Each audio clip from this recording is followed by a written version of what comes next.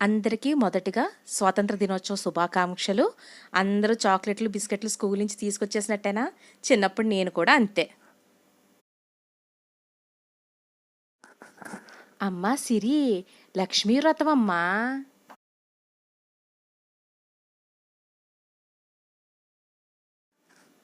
లక్ష్మీరత్న అంటే ఏంటమ్మా?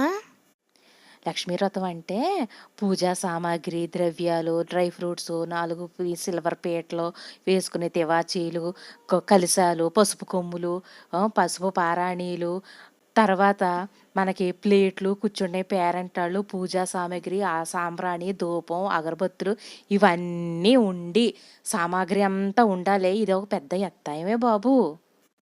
లక్ష్మీరత్నం అంటే ఇవన్నీ సరిపోతాయా అమ్మా? అదే కాదే బాబు, నైవేద్యాలు 9 రకాల నైవేద్యాలు వండాలి.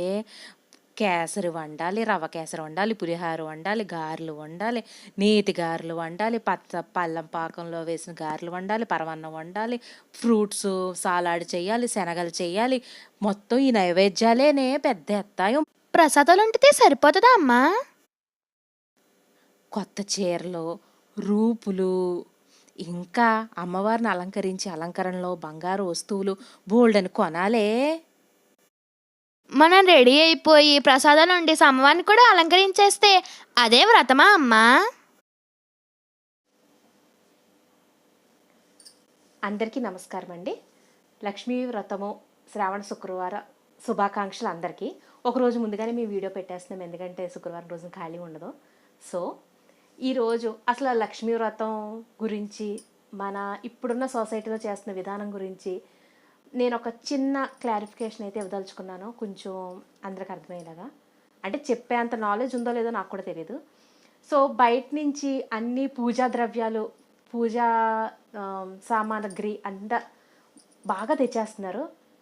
అలాగే హెవీగా రెడీ అవ్వటం కానీ అన్నీ ఓకే, ఒక రేంజ్ వరకు అంతా చేసుకోవచ్చు, నేనేం పెద్ద అదేం తప్పు కాదు. బట్ కొంచెం మిడిల్ క్లాస్ సంబంధించి మా అబౌట్ వాళ్ళు అవన్నీ చేస్తేనే కరెక్టా, లేకపోతే ఇలాగే చేయాలేమో అని కొంచెం అటు ఇటుగా తడబడుతున్నారండి. బట్ వాళ్ళకి ఒక చిన్న క్లారిఫికేషన్ అయితే ఈరోజు నేను ఇద్దామని ఈ వీడియో అయితే పెట్టడం జరుగుతుంది. ఫస్ట్ ఏమీ లేదండి, మనం ఎన్ని తెచ్చుకొచ్చి ఎంత రెడీ చేసి ఎంత అమ్మవారికి ముందు అన్నీ పెట్టినా పెట్టవలసిన ముఖ్యంగా ఒకటి ఉందండి, అదే మన మనసు.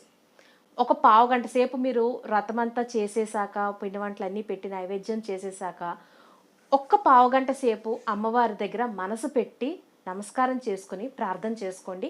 సౌభాగ్యం కావాలి, అష్టైశ్వర్యాలు కావాలని దండం పెట్టుకోండి. ఒక పావు గంట సేపు దండం పెట్టుకున్నాక ఆ తర్వాత క్షమా ప్రార్థన చేసుకోండి. మెయిన్ చేయవలసిన పని ఇదొక్కటే. మీరు రూపు కొనకపోయినా పర్లేదు, కొత్త బట్టల అమ్మవారి దగ్గర పెట్టకపోయినా పర్వాలేదు. మెయిన్ ఏమంటారంటే శక్తి కొలది చెయ్యమని ప్రతి పుస్తకంలోనూ ఉంటుంది. శక్తిని దాచుకుని కుదించుకుని చేస్తే తప్పు, కానీ శక్తి కొలది మన భక్తి సారం, మన శక్తానుసారం అన్నీ తీసుకొచ్చి చక్కగా పూజ చేసుకుని మనసు పెడితేనే అది పూజ. అది పెట్టకుండా మీరు అమ్మవారు విగ్రహాన్ని పెట్టి బంగారు అలంకరణ చేసి పట్టు చీర కట్టి ఎన్ని చేసిన భక్తి లేనప్పుడు అది ఫలించదు.